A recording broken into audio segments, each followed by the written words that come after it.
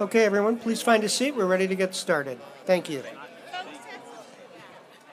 We need to get Mr. Gordon to the stage, please. Thank you.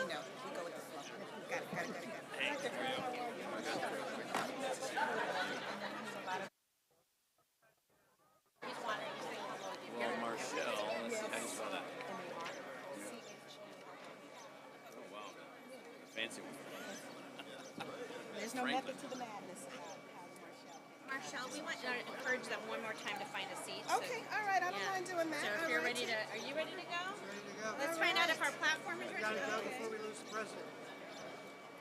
Bill Gates is here. So Greg Stanton here. Yep. Tony Goddard here.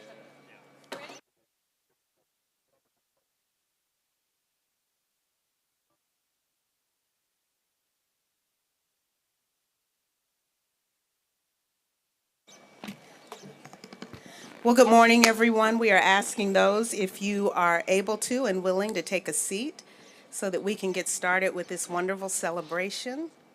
We'll give it 2 more minutes for everyone to take a seat. It's a wonderful day. It's a wonderful, beautiful day to be here. Oh, Marshall, they're asking you not to touch the mic. Oh, I'm so sorry. I apologize, cameras. I talk with my hands, so I'll do this and I won't touch the microphone. Promise. All right, well, good morning, ladies and gentlemen. It is my pleasure to welcome you here this morning to celebrate the renaming of a building that has in many ways defined the ASU downtown campus.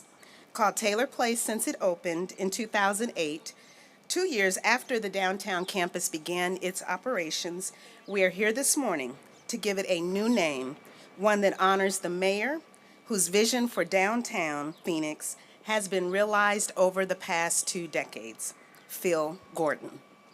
I am joined on stage, and you will hear this morning from David Kreider, who served the city in many capacities during his professional tenure, and who was a part of Team Gordon, as we call it, when this vision was put into motion.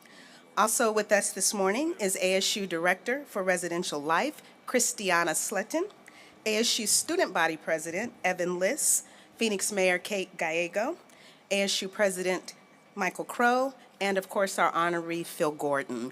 Before we go any further, I would like to recognize current and former elected officials that are here with us today. I will say if I do not capture a name, please charge it to my head and not to my heart.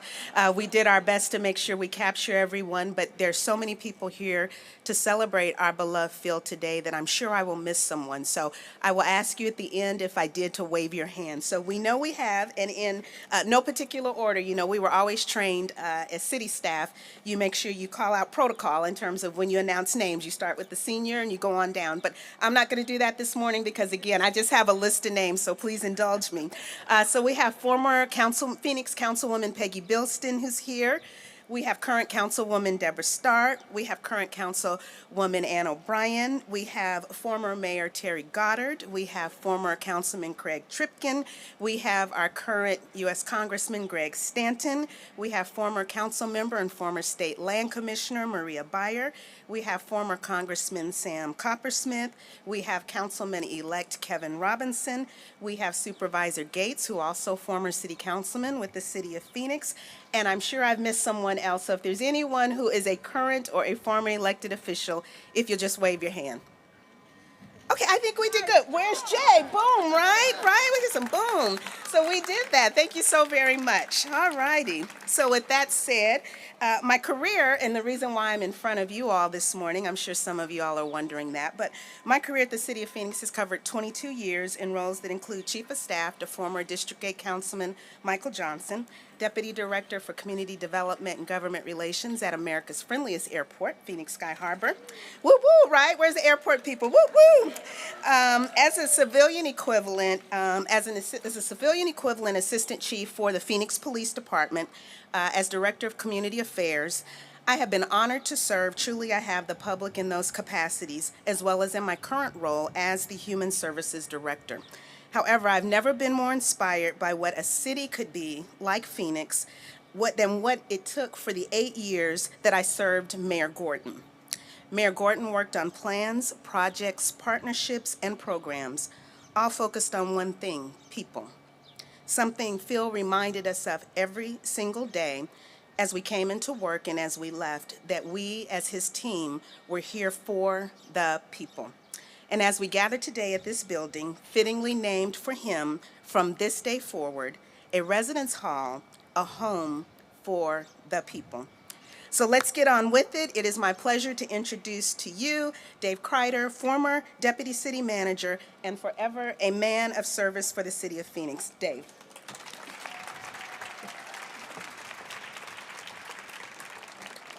This is the coolest collection of people I've ever participated with in my 33 years in Phoenix. Unbelievable.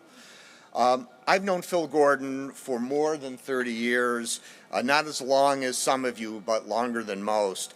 And I'm fortunate to have had a front row seat, or should I say bench, to his transition to mayor as his chief of staff during his first year in office. During the entire time I have known Phil, he has been a relentless and passionate doer. One of my favorite comments back to him during my time in the mayor's office is, why don't we think about that for a day? Never worked. Because he knew that he had only so many days to be mayor of Phoenix, and he was not going to waste one of them, like the guy sitting next to him here. Despite the biases and timing that fostered our evolution as a suburban city, Phil was one of a handful of people that intuitively knew that cities, real cities, not suburban places, have been the center of civilization for 3,000 years, and that without a vibrant, populated urban core, something in our soul would be missing. We wouldn't be a real place. I remember a dinner that the mayor and I had early on with Richard Florida. I don't know, Mayor, if you remember that. And Florida's pontificating, and after about 10 minutes, I said, Mayor Gordon knows more than Richard Florida. I mean, it was kind of book learned, but just very interesting. So, as scary as it was to some, Phil Gordon became chief of staff to Mayor Rimza, and then Councilman Gordon, and then watch out, Mayor Gordon. And the first thing he did, of course, was this audacious handshake on a napkin deal with a much, much younger President Crow to transform our downtown from really a nice collection of things to an urban place by betting on the power of education. You know, and this was not the direction that the downtown business and political leadership was going, but among his abundant skills, Mayor Gordon is a great political strategist. We used to call him 9-0 Gordon in the beginning until Sal came back, then it was 8-1 Gordon.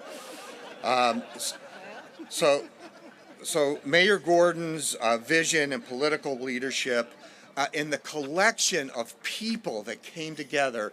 You know, I remember a Saturday morning with President Crow and with Mayor Gordon and Frank Fairbanks and Cheryl Scully and Kevin Keogh and Rich Stanley and Jim O'Brien and Duke Ryder, kind of, bringing this whole thing together with help from Rick Neymark and Dave Cavazos and Jay Thorne, just an incredible collection of folks. I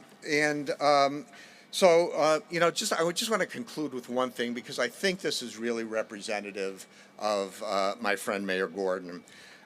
So as a group of early Athenian urbanists wrote nearly 2,500 years ago, we will never bring disgrace on this our city by an act of dishonesty or cowardice. We will fight for the ideals and sacred things of the city, both alone and with many. We will revere and obey the city laws, and will do our best to incite a like reverence and respect in those above us who are prone to annul them or set them at naught. We will strive unceasingly to quicken the public sense of civic duty. Thus, in all these ways, we will transmit this city not only not less, but greater and more beautiful than it was transmitted to us. And Mayor Gordon, you certainly did that. Thank you so much, Dave. Next is ASU Director for Residential Life, Christiana Sletton. Please give her a hand clap as she comes to the podium. Well, this is truly an exciting day for us, for those who live on campus, and for all of our students here downtown. As stated, I'm Christiana Sletton, AVP and Director for Residential Life here at ASU, and we are so excited because across our campus locations, we have 15,000 to 16,000 students who live on campus with us. And that is a great range of diversity and greatness that we have for our student body. These students are supported through the wide range and array of supportive services and programs that are embedded within our living communities. And I would like to echo the sentiments of my colleagues who've spoken before me of this well-deserved honor and recognition of Mayor Gordon and the renaming of downtown's first residence hall.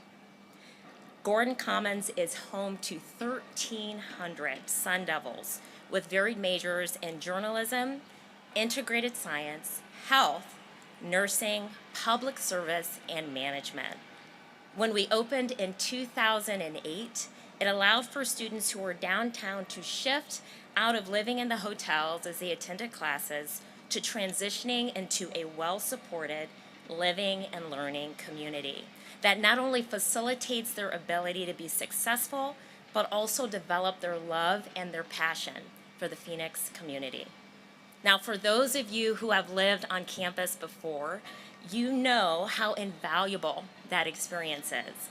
The important connection that it has to growth as a young adult, as well as the success and formulation of relationships.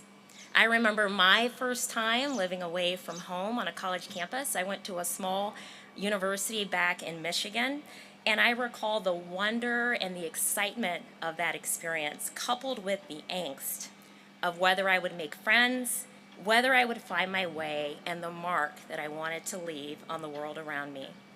Living on campus allowed me to thrive both academically and socially. And throughout that experience, I was able to create some of the most formative relationships in my life. It also be integrated into the fabric of the university in a way that no other experience could mirror. I'm still close friends with a number of my peers from over 20 years ago, and this summer, I'm attending the wedding of my very first roommate. You never know the substantial impact that these relationships will have on the trajectory of your life. Now, throughout the years, we've worked to collect data on the success of students who live on campus, and we know a few things. And what we know is that those who reside on campus have higher rates of connection to the university. They're more likely to persist to graduation. They have higher rates of well-being. The opportunity to have further connection to academic faculty supports, as well as close proximity to all of the varied resources available here at ASU, from the library, campus experiences, student life, and supportive services. Now, the students of Gordon Commons are primarily first-year students, also living away from home for the very first time, from all over the country, as well as all over the globe. And I think last count we were at 158 countries or more than that represented here at ASU. Now, the students are all figuring out their way, their unique identity, and how they also want to contribute to the world. So we're excited, and Mayor Gordon, we appreciate the impact that Gordon Commons will have and make in the lives of our students. And thank you for being part of their Sun Devil story. Thank you.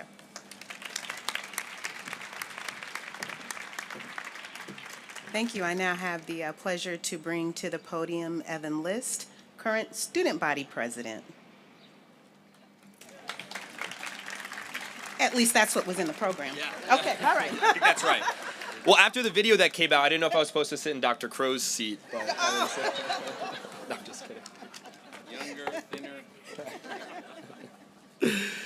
Thank you for having me here today and allowing me to speak on behalf of students, especially those who have lived in the building we're all celebrating through the course of the last 15 years.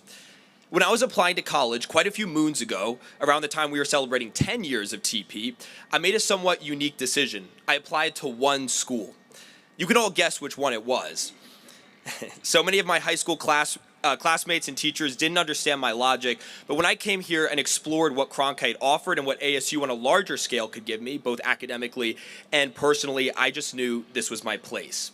A large part of the decision-making process involved how I envisioned living my life here, and so much of that was linked to what I saw in Taylor Place, literally.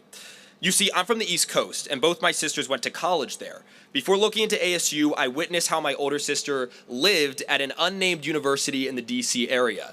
Her dorms featured communal showers and toilets, too little washers and dryers for too many students that you had to pay for, window AC units that worked most of the time, and a scorching, we're talking DC, or freezing 15-minute walk to the dining hall.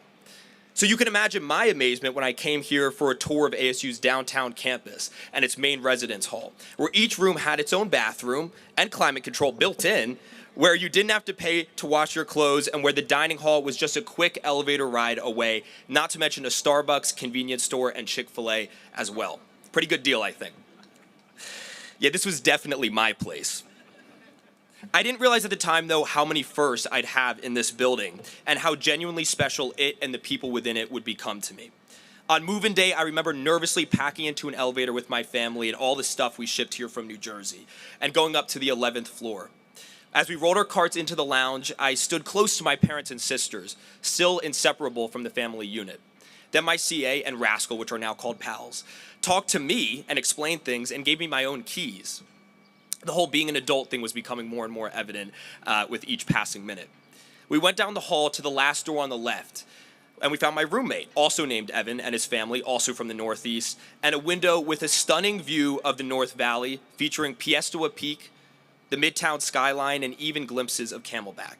This kid from New Jersey couldn't believe the desert vista in front of him, what he had now. That night, the first sleeping in the dorms, I was glued to my window after a dust storm warning sounded on my phone. I watched as monsoonal thunderstorms lit up the sky and blurred my view. Seeing how I was fixated on the events outside, my roommate would tell me much later that he knew then that I would end up in weather. Sometimes the people around us pick up on things before we do ourselves. Part of what makes this residence hall stand out is that the vast majority of on-campus immersion students with majors on the downtown campus, thousands of students each year, all have to live in it during their earliest ASU college days. The most fun, in my opinion. There are simply so many experiences that we all share in the building. Discovering that certain rooms had floor-to-ceiling windows, realizing that one of the two rooms in Tower 2 controlled the temperature and the other just the fan. Making the last-minute judgment call to book it down the stairs instead of waiting for the elevator to have a chance at getting to class on time. Doing homework on the breezeway at sunset. Feeling the close sense of community that only a late-night college lounge conversation can create. And definitely not learning to bowl using empty water jugs in the long TP hallways, because that's against the rules. And it never occurred on a Cronkite floor. But probably the reason why this building is so special to so many of us is because it's where we all found ourselves after leaving the nest for the first time in our lives. A bunch of wide-eyed young strangers brought together by our selected majors and quickly and deeply bonded by the terrifying but equally exhilarating experience of being on our own in the world for the first time. However, it was within the walls of TP and now Gordon Commons that we discovered that we weren't really all on our own here. In fact, far from it. Thank you.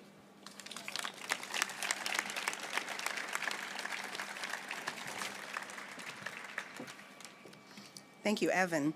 Now I'd like to welcome to the podium the mayor of the fifth largest city in the nation, Mayor Kate Gallego.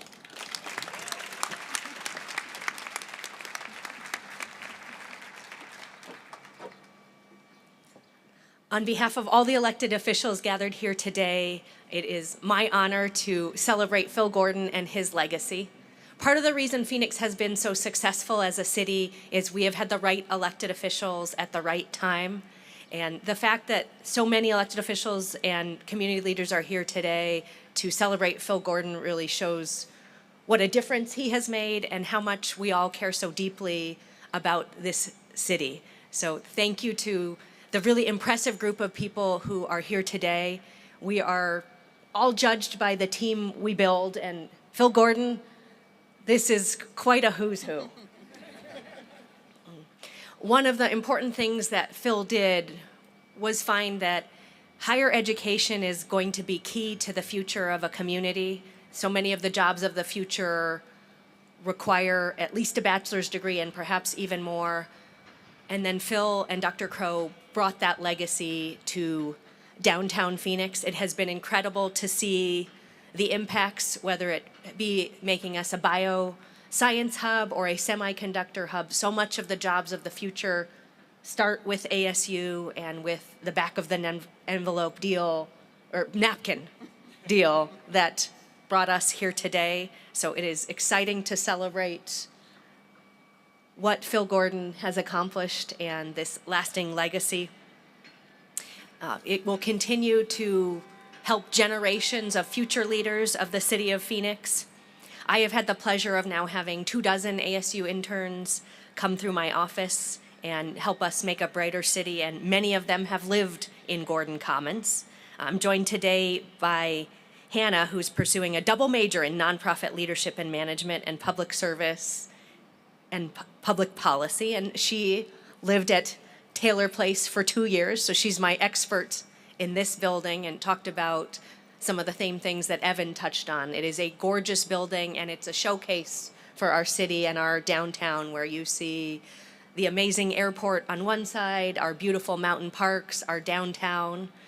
It's very fitting that we have a lot of cranes and a little bit of construction noise as we are here today, because the investment that Dr. Crow and Mayor Gordon made in downtown has led to so many people and businesses wanting to be part of our downtown. It's really been a catalytic investment that has brought so much private sector investment to follow. We think $7 billion, so that's a good return on investment. Dr. Crow and Mayor Gordon helped bring together the 2006 bond, of which $223 million went to build the first phase of the new ASU downtown campus, $879 million altogether. And then that partnership is still working, still bringing regularly new investments and excitement. We go to our voters in November for the next bond since that key investment. And this is sort of what we showcase as a success and why partnerships matter. So we really are just very, very proud of what has happened here today and the incredible achievement. We want to say thank you to Mayor Gordon's family for supporting him and sharing him with us. And thank you to all of you for being part of his amazing legacy. It's very special to celebrate what he accomplished.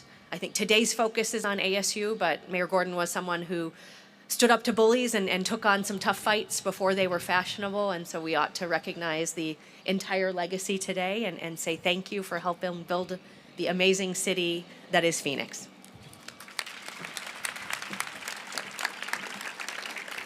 Thank you, Mayor Gallego. The ASU Phoenix downtown campus continues to thrive because of mayors who also share the vision for downtown, partnerships through this university that advance the community, and the expanded opportunities for higher education that ASU provides. Thank you again, Mayor Gallego, for your leadership and continued advocacy of higher education and our ASU downtown campus. Now, a man who needs no introduction, as we know, but who in 2003, when all of this was just an idea on a napkin, the man who only needed the backside, hold on, I had to get that just right, the man who only needed the backside of a paper napkin. So here we got a little demonstration there. So think about this paper napkin and what you have today. ASU President Dr. Michael Crow. Thank you, Dr. Crow. You know, we live in a funny, strange world. It was politicians elected to the Continental Congress who took on the British Empire and its tyranny and overthrew them against even internal voices of dissent and internal voices of opposition. It was politicians who ended slavery, who brought about the constitutional amendments, who took the scourge of the design flaw of the country itself, the less than perfect democracy, as Dave was talking about, from the leaving it more beautiful than it was given to us, from the Athenian city-state and its oath. It was those politicians that risked everything. It was, at the end of the day, whether we like it or not, politicians who brought suffrage to everyone. Politicians who ultimately made those votes, took those choices, made those things happen.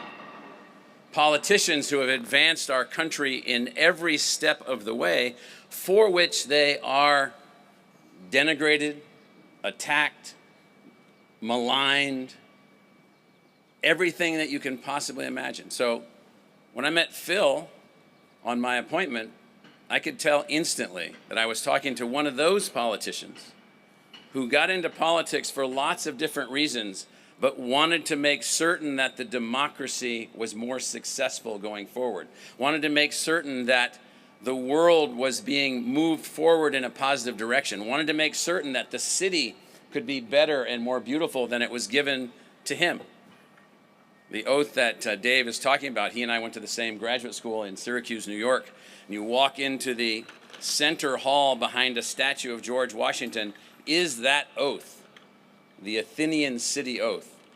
And the little school that we went to, which is called the Maxwell School for Citizenship and Public Affairs, didn't produce politicians, produced great city managers, city executives, university presidents who were interested in advancing democracy, for which neither of us, in our roles being trained in this fantastic school to advance democracy, could take one forward step at all without politicians.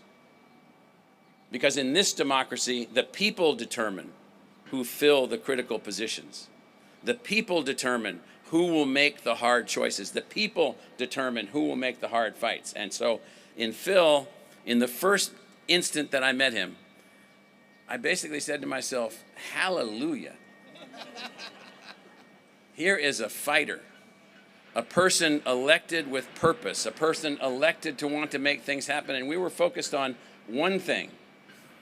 Could Phoenix, as an emerging city in this unbelievable democracy of the United States, could it be this shining place?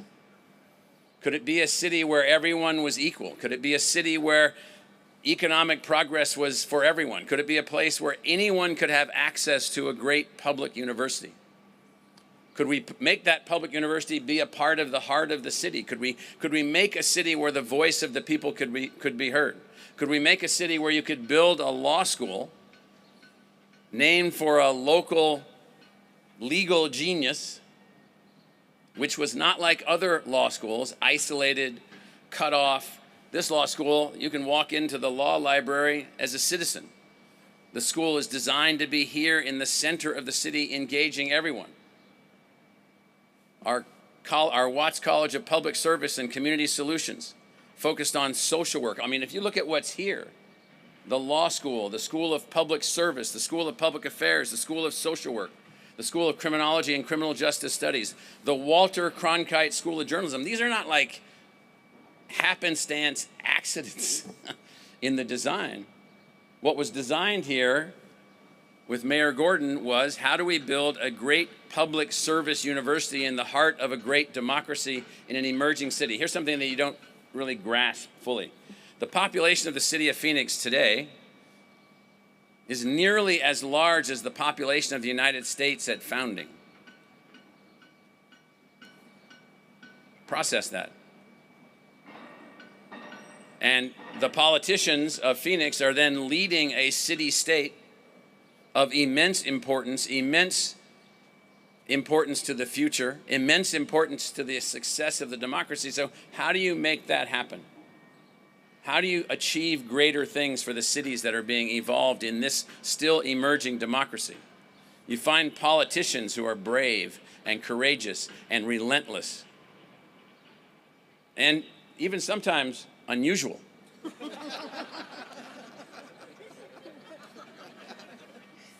In really, really, really important ways. And so, Phil, this is a small token of recognition of your commitment, not just to the advancement of the city of Phoenix, but to the advancement of American democracy. Imagine if Phoenix somehow emerges as a city that shows that it can grow and develop and impact everyone, a city that has open access to its public universities, a city that has unbelievable excitement throughout its communities and its neighborhoods, a city that's able to elect great leaders and bring them forward and advance the city the way that the mayors and the former mayors that are here today have demonstrated. How do you make all of that work? Well, you make that work through leadership in politicians. And so it's almost like sickening, this veneration, this negative attack of politicians. When you don't like the politician, you boot them. Gone. And you send in the next person. And I'm ever so thankful on behalf of the university, on behalf of the people of Arizona, on behalf of the people of Phoenix, that a leader was present with the council that worked with him and the university leadership that we had on our team, that we could get this little seedling, this little starter dough here of Arizona State University in downtown Phoenix up and running, and that we could take the next step in building a great city for the future of democracy. And so this is really, really a small token, Phil, to recognize you for what you were able to do and what you were able to achieve as a brave American politician. So thank you. So thank you, Dr. Crow. I just noticed, and I don't know how long she has been here, but I just noticed she has arrived. So Councilwoman-elect Keisha Hodge-Washington, I thought I saw her at some point. Yeah, there she is over there. So just wanted to acknowledge you. We acknowledged our elected officials earlier. The final thing I'd like to do before we bring up the man of honor is all of those who worked over those 8 years with our beloved Phoenix Mayor Phil Gordon. If you're here, if you'll raise your hand or stand up, I'm seeing everybody. So just wave, raise your hand. If you all will look who didn't have the privilege of working for him, this is how much we love him. A lot of the team members are here. That's because Phil is just special to us. And probably at the end of the day, if you know Phil, everybody that's in this audience worked for Phil at some point in time. You may just not have known it. But in any event now, seriously, on to why we're here. It is now my honor, my privilege, and my delight to ask my former boss and the man who envisioned all of this well before any of us caught up with him, my friend, my very dear friend, and my brother, former Mayor Philip Bruce Gordon. If you're able to rise, if you would stand and welcome him to the podium.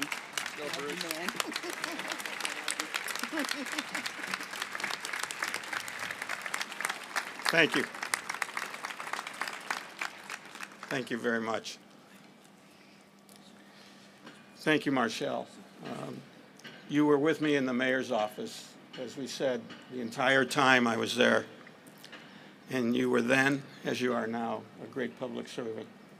Thank you very, very much. The people of Phoenix are lucky to have you.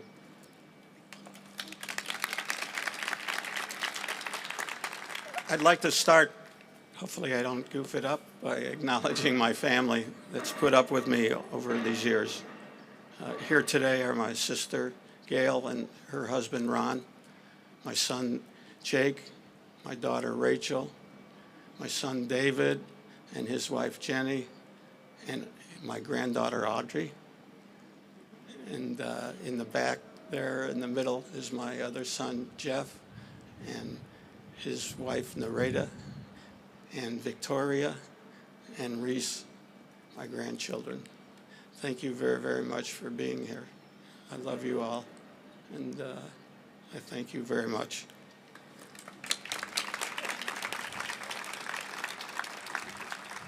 And my former wives that are here.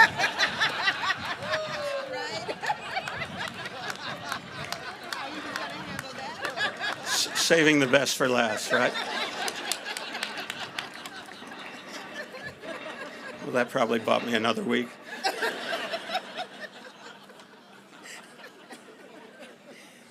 Thank you, Dave. I want to thank you also for serving with me.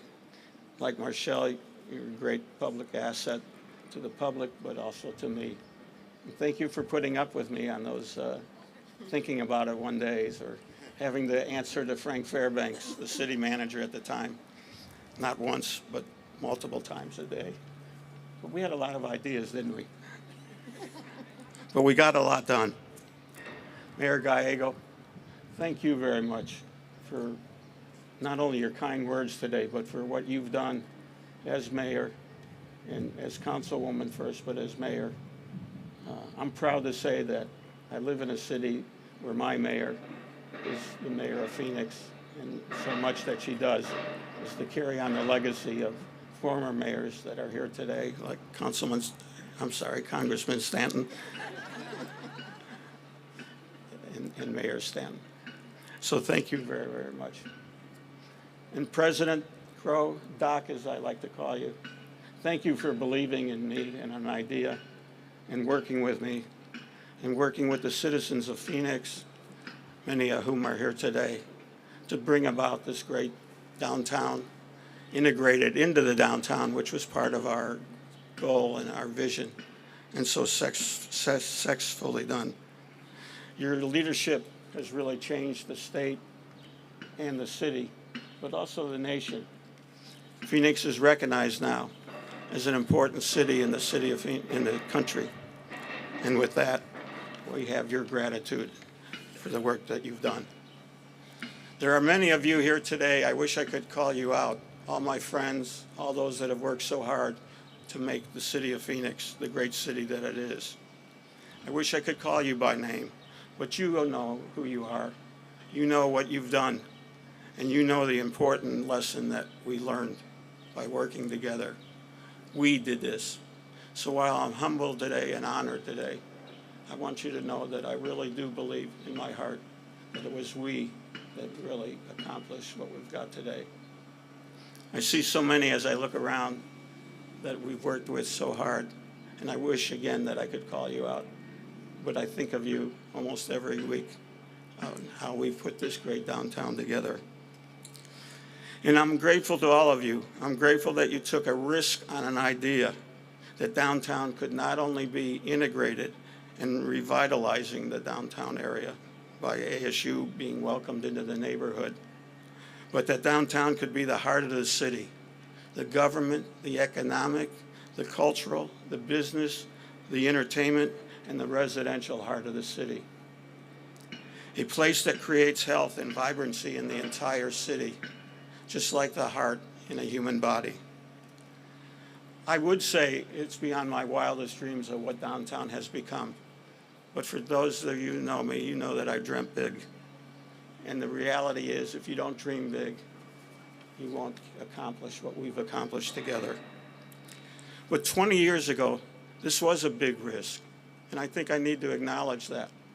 Acknowledge that you all, the city employees,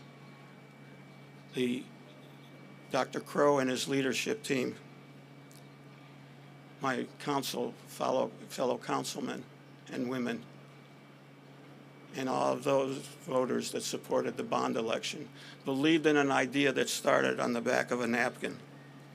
And for those of you that don't know this story, since it's been referred to a number of times, what you see today really did start on the back of a napkin over breakfast at Central and Camelback with Dr. Crow and I alone, which, by the way, the city manager and the chief of staff of ASU never allowed us to be alone again.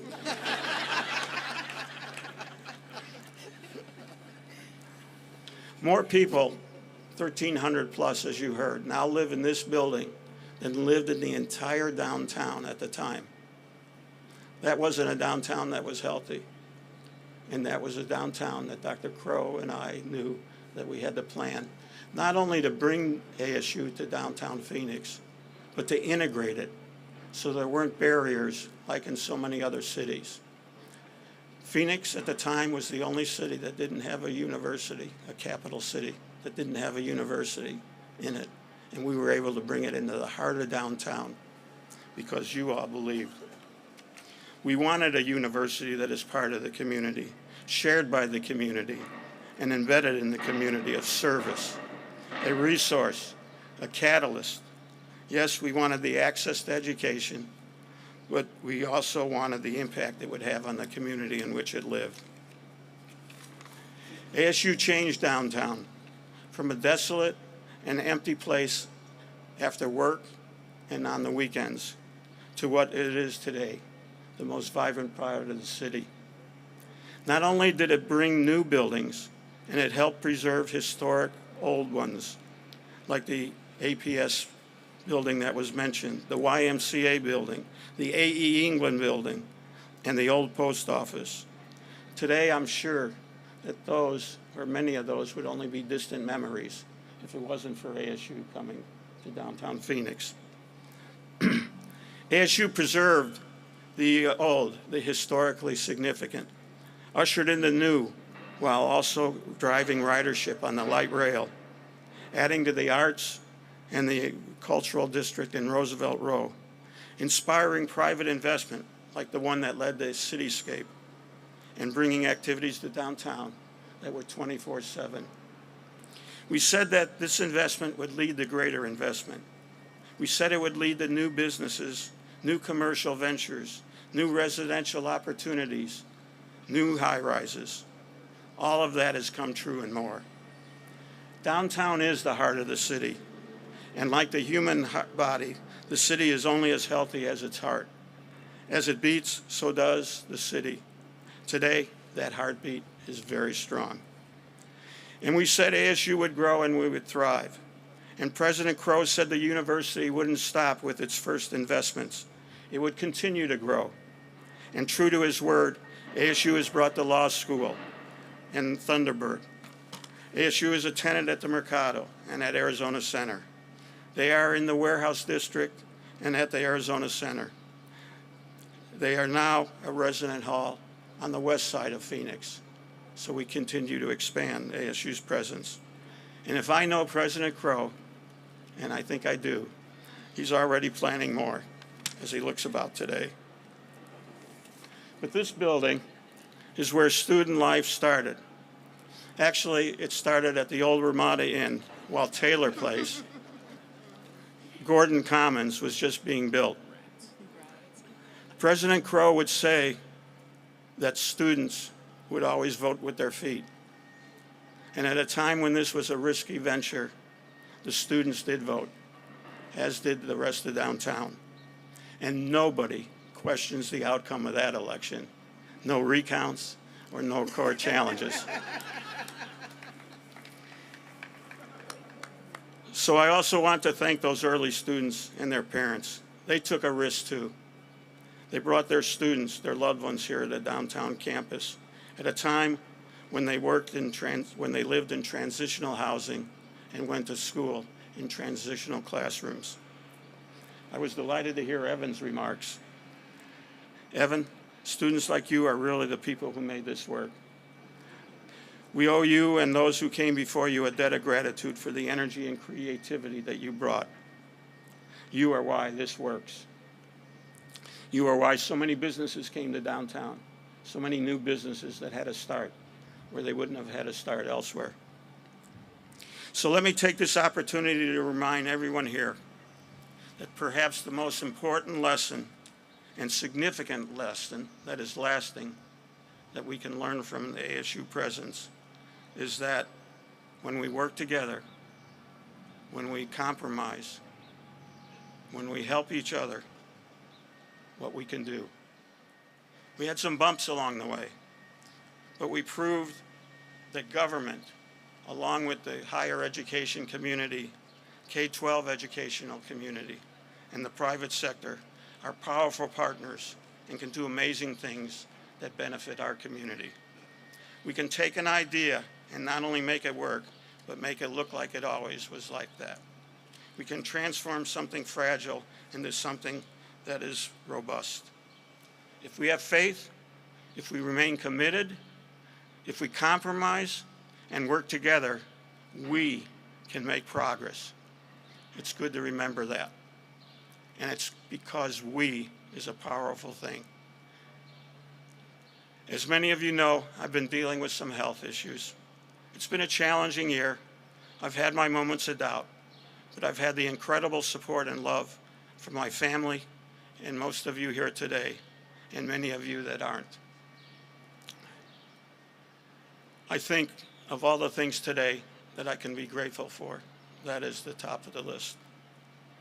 I'm incredibly honored to have Taylor Place renamed in my honor. Gordon Commons has a nice ring to it. I plan to stick around a while till I get used to it. In the meantime, if anyone needs the services of an old ex-mayor, I'm open for business. I'll be there afterwards. Thank you all very, very much. I love you all. I'm so grateful.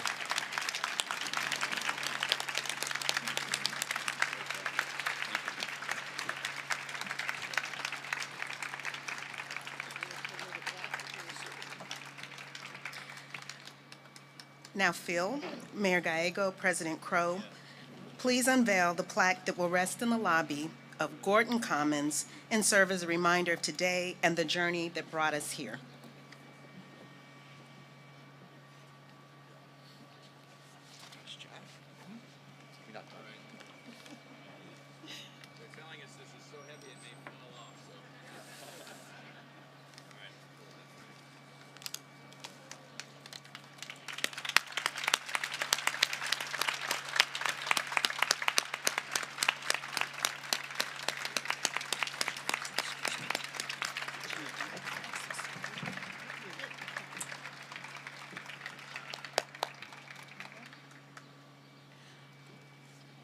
Well, this concludes our program. On behalf of Mayor Gallego, President Crow, and our honoree, Philip Bruce Gordon, we always have to get all three of his names in there. Thank you for joining us this morning. Have a wonderful day. Be blessed. One request has been made. All of those who worked for Phil, if you have the opportunity, we're asking that you come by the stage so that we may be able to take a picture with our mayor. Yes, sir. We gave Phil a small version.